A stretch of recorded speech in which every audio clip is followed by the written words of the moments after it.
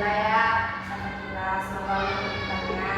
Terus juga besok kalau mau minta izin, itu kalau misalnya kamu tidak bisa untuk menuliskan, minta tolong ke orang tua.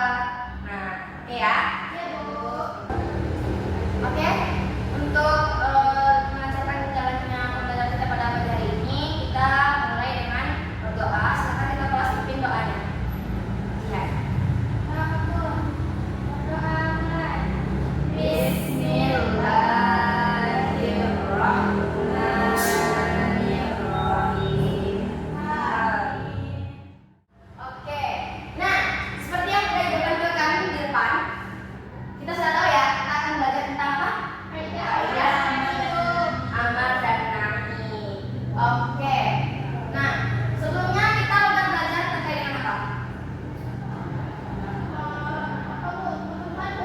Iya, larangan berarti kan?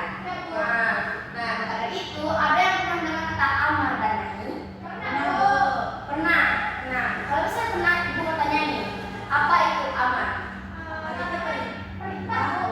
Perintah. Kalau nahi? Larangan. Oke. Nah, seperti apa kira-kira bentuk perintah Allah itu? Menyambut puasa, menyambut sholat, apa lagi? Bayar zakat, berbuat baik. Oke, semua itu adalah perintah. Yaitu amar. Nah, kalau nahi, larangan. Berbuat zina, berbuat zina, terus apa lagi? Mencuri, berbuat maksiat. Nah, maka dari itu kita mengenal dengan kata amar dan nahi. Jadi pada hari ini, pertemuan ini kita akan mempelajari terkait dengan amar. Nah, nanti peserta didik bisa menjelaskan pengertian amar secara bahasa, yaitu secara lughawi dan juga istilah. Nah, terus juga mengidentifikasi minimal 4 bentuk sigot amar dalam Al-Quran dan hadis, dan juga bisa membedakan perintah yang bersifat wajib, sunnah, ibadah, dan selanjutnya berdasarkan qarinah. Terus yang keempat, bisa menyajikan hasil analisis lafaz amar melalui diskusi kelompok secara sistematis. Nah, coba ibu mau mendengar suara yang terlebih dahulu ya terkait dengan pembacaan Al-Quran. Kita baca sama-sama dulu. 1, 2, 3. Al-Baqarah surat ayat 43. 1, 2, 3. Bismillah.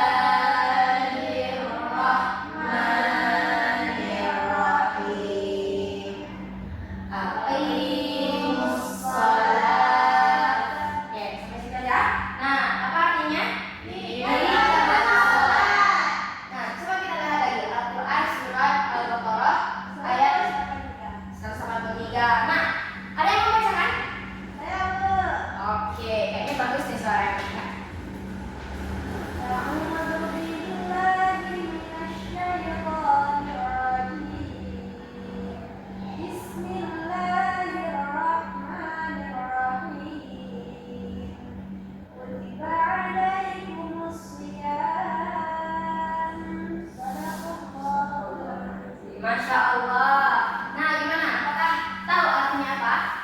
Diwajibkan atas kamu berpuasa. Nah, dua-duanya itu termasuk perintah nggak? Iya. Hukumnya sama?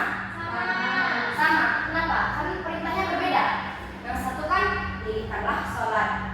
Nah, ini diwajibkan atas kamu berpuasa. Kalau ini kan jelas nih perintahnya kan diwajibkan. Maka ini dirikanlah sholat. Dari sifatnya bagus. Siapa namanya? Minta ya kan? Oke, nanti bertambah poinnya ya. Nah, jadi adalah amal itu secara bahasa ya at-tolab. Nah, di mana itu permintaan atau tuntutan. Nah, meminta sesuatu untuk melakukan atau melakukan sesuatu. Nah, ini merupakan makna utama dari usul fikih. Terus juga ada juga makna sifatnya dari sya'nu, yaitu urusan atau perkara. Ada perkara dalam Quran surah Al-Baqarah ayat 117. Nah, terus juga ada alamat. Jadi alamat ini tanda atau alamat. Nah, digunakan sebagai konteks tertentu dalam bahasa Arab. Nah, jadi adanya dalam konteks usul fikih itu yaitu mengagamanya at-talaba, yang mana tuntutan untuk melakukan sesuatu. Nah, jadi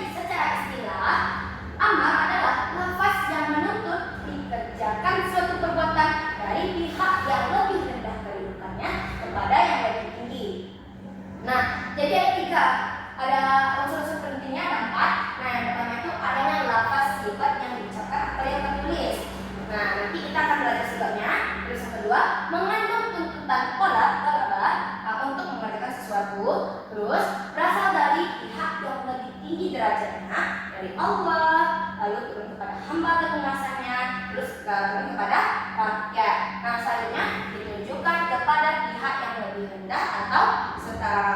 Nah, untuk itu adalah amar versi iltimas atau versus doa. Nah, di mana perbedaannya? Kalau amar itu dari yang lebih tinggi kepada yang rendah, kalau iltimas itu kepada yang setara.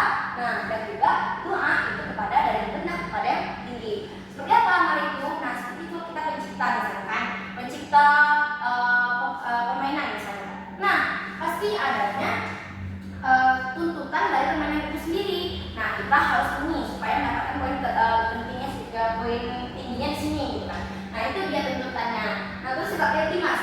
Nah, kepada yang setara atau kolega. Misalnya permintaan kita sebagai sahabat, misalnya seperti aku ulang tahun. Aku mau kamu doakan aku semoga bisa doakan. Nah, itu permintaannya kan. Dan selanjutnya doa. Ada permintaan yang dari yang lebih rendah kepada yang lebih tinggi. Contohnya seperti kita manusia meminta kepada Allah Subhanahu wa taala. Oke, ada yang ingin bertanyakan di sini? Berarti sudah jelas ya perbedaan antara amar, iltimas dan juga doa. Nah, lanjut kita sampai kepada 4 bentuk sifat amar. Nah, jadi usul fikih mengklasifikasikan sifat amar menjadi 4 bentuk utama. Nah, yang pertama apa? Fi'il amar. Pasti sudah mengetahui kan apa itu fi'il amar kan? Nah, jadi ini adalah kata kerja perintah langsung. Contohnya seperti yang dibacakan tadi kan dalam surah Al-Fatihah. Nah, aqimus shalah. Dirikanlah salat. Iqra. Bacalah. Nah, beda. Sampai sini udah tahu? Tahu. Oke, bagus. Nah, terus yang kedua ada fi'il mudhari. Ya, lama. Nah, jadi nanti contohnya seperti ini. Yang ketiga itu si masdar, yaitu kata benda yang menggantikan fi'il perintah. Itu fadaraba riqa. Nah, lanjut jumlah khabariyah, yang dimana kalimat perintah bermakna perintah. Oke, sampai sini ada yang mau ditanyakan? Tidak, Bu. Tidak ada. Nih, kita kirimkan PPT dan juga PDF untuk modul ajarnya. Silahkan dibuka lewat HP-nya. Terus juga Ibu ada berikan masing-masing satu contoh ayat.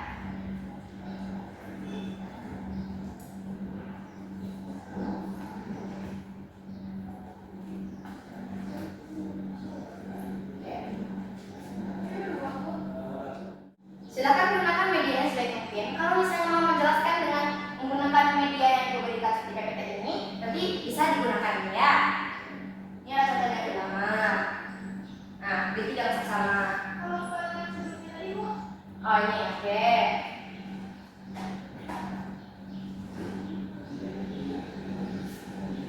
Nanti jelaskan dengan sebaik mungkin ya.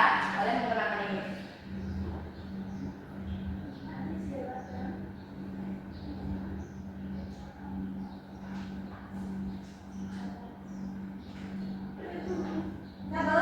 Udah?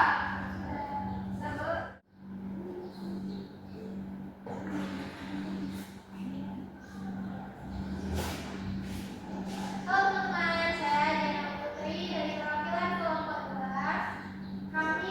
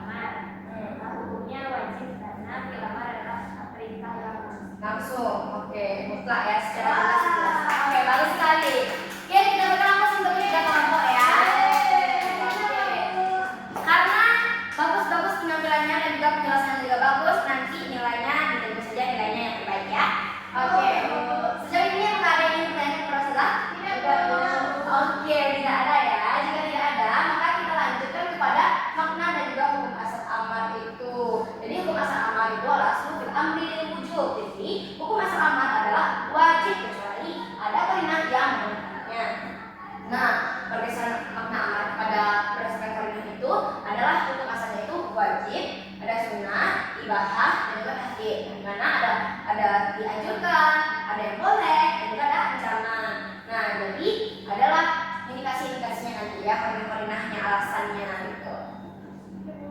Oke, lanjut.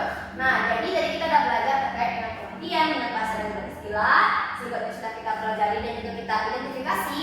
Terus juga hukum asalnya itu wajib, kecuali ada korinah. Nah, selanjutnya ada korinah yang mengalihkan kepada sunnah, mubah dan lainnya. Nah, harus yang ini pertanyaan? Tidak. Nah, siapa yang bisa memberikan kesimpulan terkait kembali ke kata-kata Wah, bagus sekali. Kita minta dia dulu.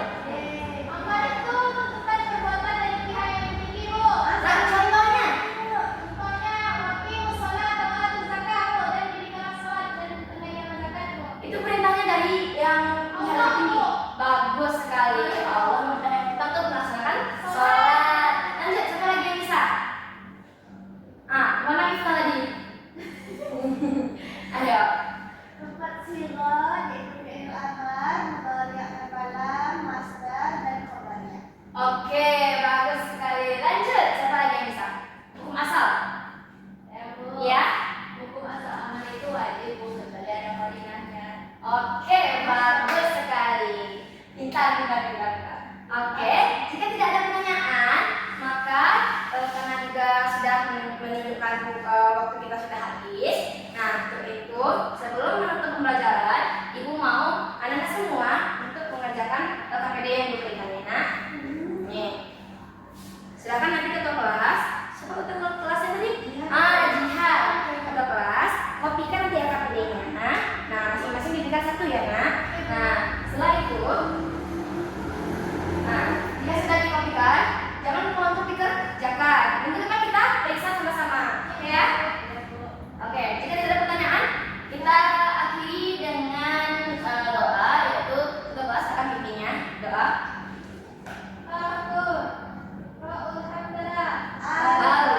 Alhamdulillahi Rabbil Alamin.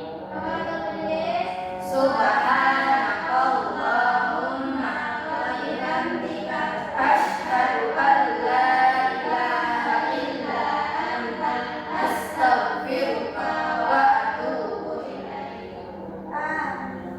Terima kasih.